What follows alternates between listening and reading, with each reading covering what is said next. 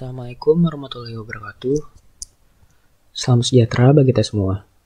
Nah, teman-teman, kita balik lagi nih di perpajakan 2. Di pekan ketiga yaitu kita bakal ngebahas tentang unsur dalam perhitungan PPh orang pribadi.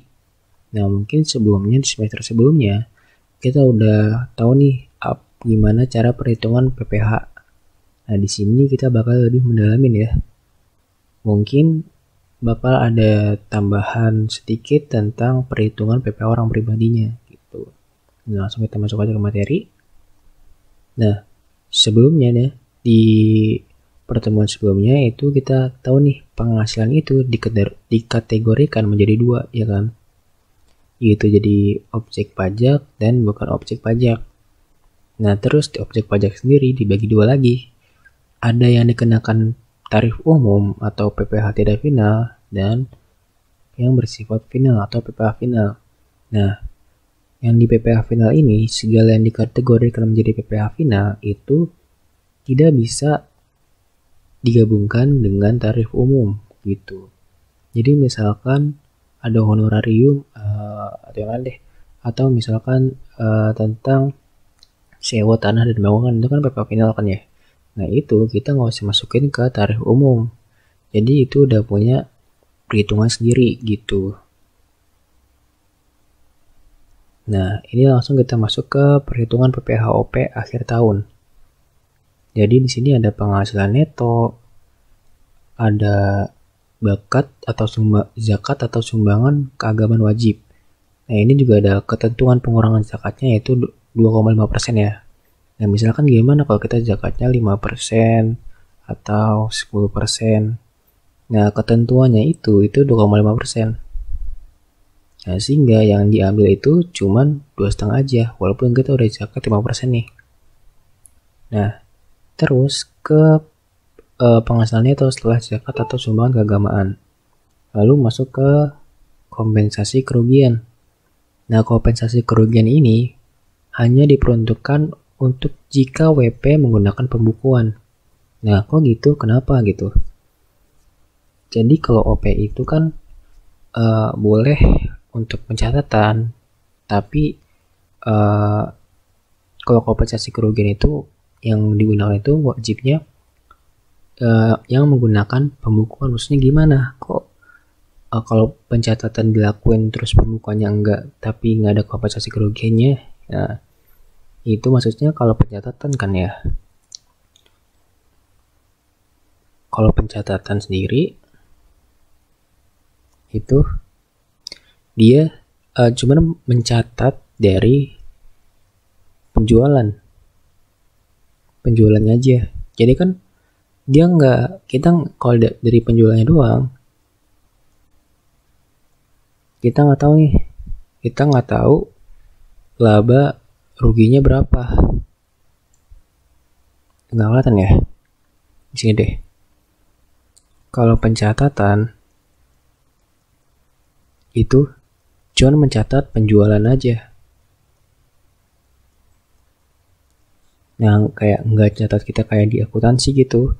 Mencatat harta, utang, kewajiban, dan sebagainya dan biaya-biaya terkait lainnya.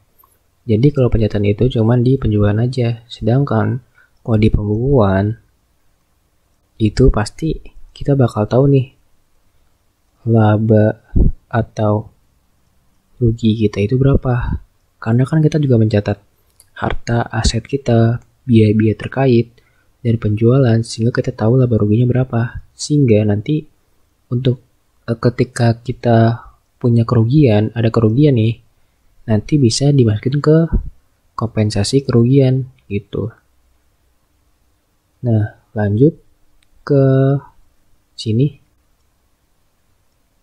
Nah, di sini masuk ke penghasilan neto setelah kompensasi kerugian. Terus ada PTKP atau penghasilan tidak kena pajak. Nah, terus penghasilan kena pajaknya berapa? Lalu ada PPh terutang. Tarifnya yang udah tahu PPh yang ada 5%, 15, 25, nah nanti juga ada. Terus ada kredit pajak, itu dipotong atau pungut pihak lain. Terus PPh yang harus dibayar sendiri atau lebih dipotong. Terus PPh yang dibayar sendiri ini dari PPh pasal 25. Sehingga kita bakal tahu nih PPh kurang atau lebih bayarnya itu berapa. Nah ini contohnya nih ya. Nah ini ada penghasilan neto 200 juta. Terus zakat atau sumbangan keagamaan wajib itu 4 juta dikurangin. Terus PH neto dikurangin PTKP-nya K1. Berarti kan kawin dan tanggungan 1. Ya kan? Tanggungan anak 1. Nah terus penghasilan kena pajak. Beratnya berapa? Terus PPh terutang. Tarif kali PHKP. Nah kan dia berarti kan 50 juta ya. Di sini nggak bisa. Ya udah, teraja lah ya. Nah, terus ada di sini berapa? Nah, kita bakal bahas nih yang kompensasi kerugian. Nah, kompensasi kerugian ya. Misalkan ya, ini tahun 2020.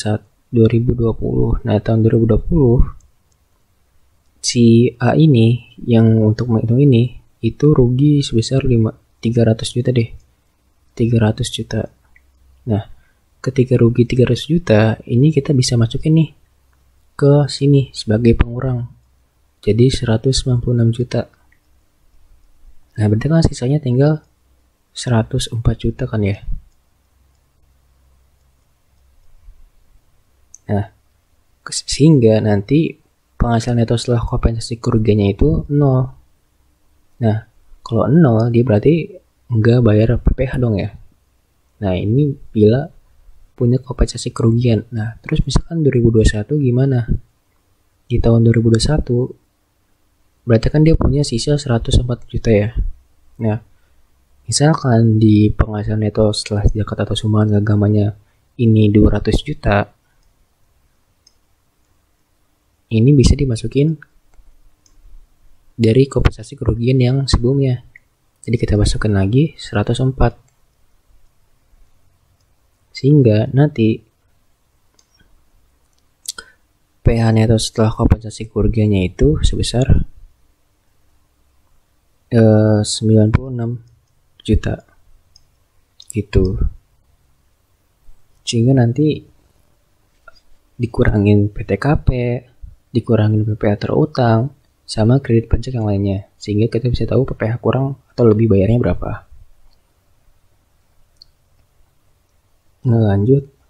Nah, di sini kita bisa lihat nih penghasilan neto itu dari yang bukan final. Nah, ini dari usaha, pekerjaan bebas, pekerjaan dalam negeri lainnya dan luar negeri. Nah, di sini itu kan ada nih ya. Dari usaha sendiri nih, jika tidak wajib pembukuan, maka omsetnya itu dikalikan norma. Nah, kalau wajib pembukuan itu keuntungan. Nah, kalau wajib pembukuan keuntungan juga kan ya. Nah, terus kita lihat nih, itu maksudnya norma gimana ya, gitu kan. Norma itu apa?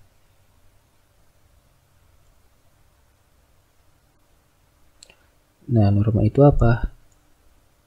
Kita bisa melihat di per 17. Di nomor per 17 page 2015 tentang peraturan Dirjen Pajak. Ini tentang norma penghitungan penghasilan neto.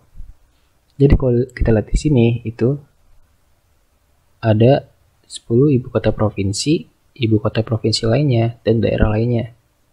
Nah, di sini ada keterangan nih pertanian tanaman jagung, tanaman gandum.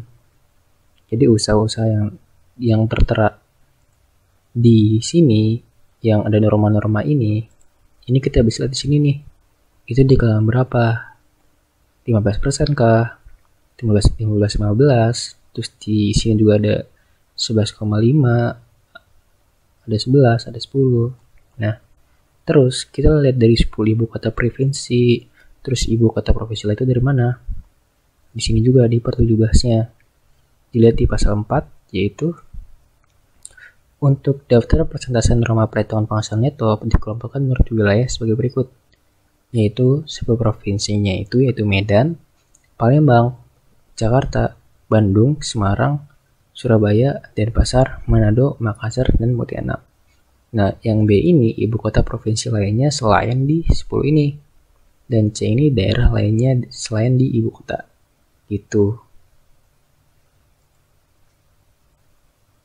Nah, lanjut. Nah, cirinya ini untuk yang di pekerjaan bebas, cirinya ini kedudukan yang setara antara yang memberikan penghasilan dengan yang menerima. Biasanya perlu keahlian khusus. Nah, terus yang penghasilan neto dari pekerjaan ini adanya atasan dan bawahan. Kalau dalam negeri lainnya ini bukan penghasilan utama, wajib pajak, bunga, royalti, sewa, penghargaan. Nah, untuk usaha ini, cirinya selain ketiga lingkaran di bawah ini. Gitu. Nah, lanjut ke kita ganti hijau. Status kewajiban perpajakan wajib pajak. Nah, untuk sistem pengenaan pajak ini kan keluarga ya. Jadi PPH Undang-Undang PPH ini mendapatkan keluarga sebagai satu kesatuan ekonomis. Jadi dipatokin ke suaminya nih biasanya gitu. Jadi penghasilan istri masuk ke penghasilan suami juga untuk penghitungan perpajakan. Nah, di sini status kewajiban perpajakan tadi kan udah dibahas ya. Ada KK, HB, PH, dan MT. Nah, di KK ini tadi apa ya? KK itu kepala keluarga. Nah, di sini itu tidak ada pemisahan harta dan penghasilan. NPWP itu satu untuk satu keluarga. Nah, untuk ini penghitungan itu satu kesatuan ekonomis. Kewajiban pajak hanya satu melalui suami. Jadi kewajiban perpajakan istri itu digabung dengan kewajiban, jadi di penghasilannya itu digabung sama istri. Nih, berlaku ketentuan bahwa penghasilan istri dari satu pemberi kerja adalah final bagi suami keluarga tersebut gitu. Jadi kalau misalkan kita tahu tadi kalau objek yang pajak yang final itu ketika istri bekerja oleh satu pemberi kerja.